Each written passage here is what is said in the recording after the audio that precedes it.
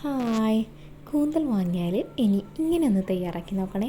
സിമ്പിളായിട്ടുള്ള കൂന്തൽ റോസ്റ്റിൻ്റെ ഒരു റെസിപ്പിയാണ്. അപ്പോൾ ഇങ്ങനെയൊന്ന് നോക്കിയാലോ. ആദ്യമായി ഒരു ചട്ടി വെച്ച് അതിലേക്ക് വെളിച്ചെണ്ണ ചേർത്ത് ഒരു വലിയ സവാളയും ചേർത്ത് നന്നായി ഒന്ന് വഴറ്റിയെടുക്കാം. കൂടാതെ ഇതിലേക്ക് വെളുത്തുള്ളി, ഇഞ്ചി ഒന്ന് ചതച്ചതും കൂടി ഇതിലേക്ക് ചേർത്ത് കൊടുക്കുകയാണ്.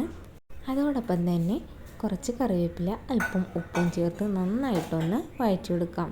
സവാള ഒന്ന് നന്നായിട്ട് വഴന്ന് വന്നാൽ ഒരു വലിയ തക്കാളിയും ഇതിലേക്ക് ചേർത്ത് കൊടുക്കാം. ഇനി ഇതിലേക്ക് നമുക്ക് കുറച്ചെല്ലാം മസാലപ്പൊടികളെല്ലാം ചേർത്ത് കൊടുക്കാവുന്നതാണ്. ഞാൻ ഇപ്പോൾ ചേർത്ത് കൊടുക്കുന്നത് 1/2 സ്പൂണ് മഞ്ഞൾപ്പൊടി, 1/2 സ്പൂണ് മുളക് പൊടി, 1 സ്പൂണോളം തന്നെ മല്ലിപ്പൊടിയും 1/2 സ്പൂണ് കുരുമുളക് പൊടിയും ചേർത്ത് നന്നായിട്ടൊന്ന് വഴറ്റിയെടുക്കാം. നമ്മുടെ പൊടികളുടെ പച്ചച്ചവ് മാറണത് വരെ നന്നായിട്ടൊന്ന് വഴറ്റിയെടുത്ത് ഇതിലേക്ക് ഇനി ഇളം ചൂടുള്ള വെള്ളം ചേർക്കാവുന്നതാണ്.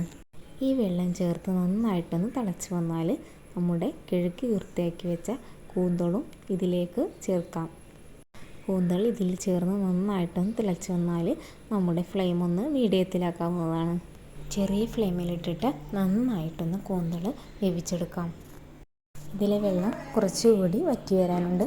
അപ്പോൾ ഇനിത് മൂടി തുറന്ന് വെച്ച് നമുക്കൊന്ന് വറ്റിച്ചെടുക്കാം.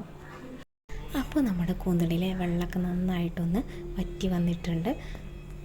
ഇനി ഇതിലേക്ക് അവസാനമായിട്ട് അല്പം പച്ച വെളിച്ചെണ്ണയും കുറച്ച് കറിവേപ്പിലയും ചേർത്ത് കൊടുത്താൽ നമ്മുടെ സംഭവം റെഡി ആയിട്ടുണ്ട്. നല്ല സിമ്പിളായിട്ട് തയ്യാറാക്കാൻ പറ്റുന്ന ഒരു കൂന്തൽ റോസ്റ്റിൻ്റെ റെസിപ്പിയാണ്. ചപ്പാത്തിക്കും ചോറിനും ഒക്കെ കഴിക്കാൻ പറ്റും. അപ്പോൾ എല്ലാവരും ട്രൈ ചെയ്യുക. ഇഷ്ടപ്പെട്ടാൽ നമ്മുടെ ചാനലൊന്ന് സബ്സ്ക്രൈബ് ചെയ്യുക. അപ്പോൾ ഓക്കെ, ബൈ.